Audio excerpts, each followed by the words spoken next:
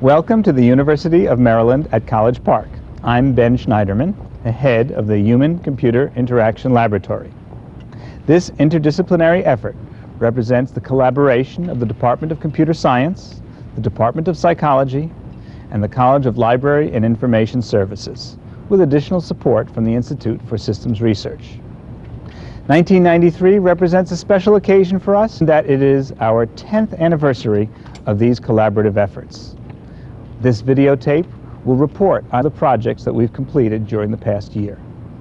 These include dynamic queries on a health statistics atlas, hierarchical visualization with tree maps using data from the National Basketball Association, TreeViz, our application on the Macintosh for visualizing files and directories, HyperCourseWare, which are a set of integrated computer tools in the AT&T Teaching Theater.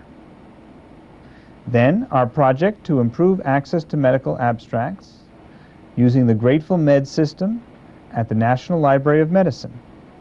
And finally, layout appropriateness, a metric for guiding user interface design with simple task descriptions.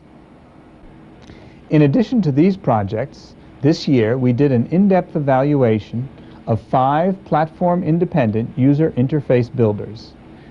These remarkable tools enable software developers to create user interfaces on a single machine and then have the program execute on a variety of different platforms, such as the Macintosh, Windows, OS/2, DOS, and various Unix platforms. The results of our study will be used by General Electric Information Services and other companies in making their choice of which tools to provide to their developers. In addition, the results of our study have already begun to influence the developers of these tools, as we found strengths and weaknesses in each of the products that are currently available on the market. We continued during the past year to develop the questionnaire for user interface satisfaction. The quiz tool is licensed by the university's Office of Technology Liaison to dozens of organizations around the world. During this past year, we developed an improved Macintosh and Windows version of this questionnaire.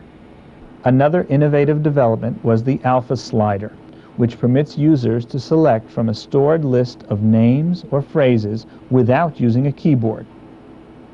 In this study, the number of stored items was varied from 40 to 80 to 160 to 320.